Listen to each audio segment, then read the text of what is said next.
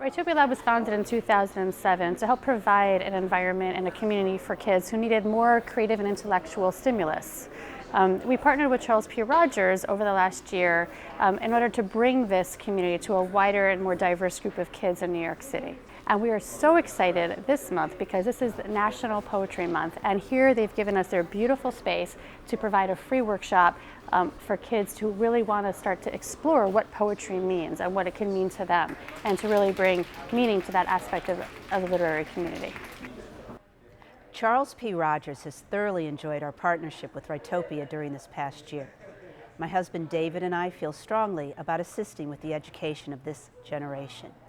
We've joined with Writopia to help in that endeavor.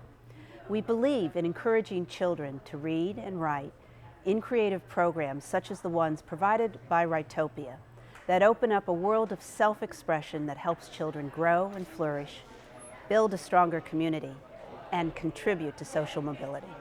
At Writopia, we run workshops after school every week, on the weekends, and throughout the summer. Our groups are tiny. They're a maximum of 6 kids, and each one is run by an author who's been trained in our method. This allows the kids to work in very safe, intimate environments and really just take risks and write the most raw, edgy, interesting, exciting new pieces that they could possibly write.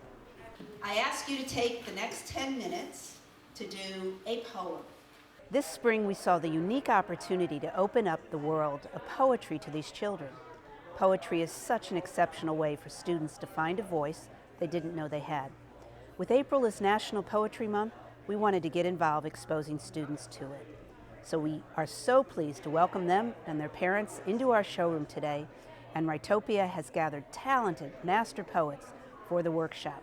We look forward to learning from both the teachers and the students throughout this day of fun and creativity. Like this life is meant to be a battle.